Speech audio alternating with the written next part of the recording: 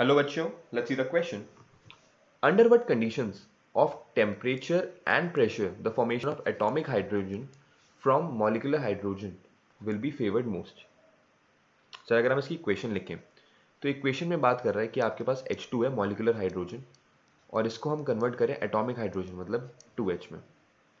Sir जब भी आप H2 को मॉलिकुलर को एटॉमिक में कन्वर्ट कर रहे हो मतलब आप उसके बीच के बॉन्ड तोड़ रहे हो और अगर हम उसके बीच के बॉन्ड तोड़ रहे हैं इसका मतलब आपने उसको एनर्जी सप्लाई करी है और वो एक तरीके का एंडोथर्मिक रिएक्शन है। ये कैसा हुआ एक तरीके का एंडोथर्मिक रिएक्शन।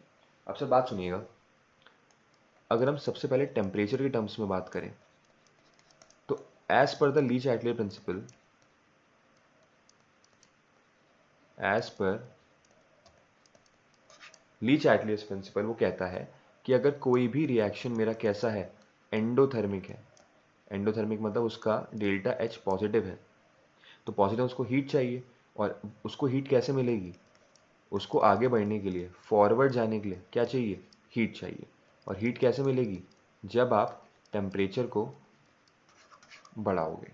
ठीक है सर, हमें भी तो कहाँ जाना है, हमें इसने कहा क्वेश्चन में कह रहा है कि formation of atomic hydrogen from molecular hydrogen will be favoured, मतलब आपको एटॉमिक हाइड्रोजन बनाना है और एटॉमिक हाइड्रोजन बनाने के लिए आप अपनी रिएक्शन को कहाँ लेके जाओगे, फॉरवर्ड में।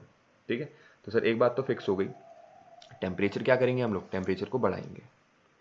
दूसरी बात करेंगे अब हम किसकी, अपने प्रेशर की। तो सर ये भी ली-चाटले प्रिंसिपल से इजीली हो जाएगा। क्या कि ली-चाटले प्रिंसिपल कहता है कि according to ली-चाटलेस principal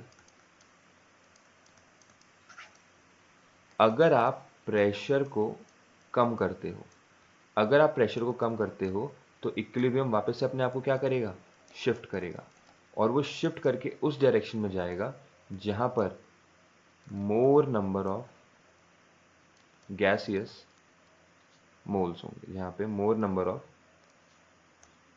gaseous moles होंगे,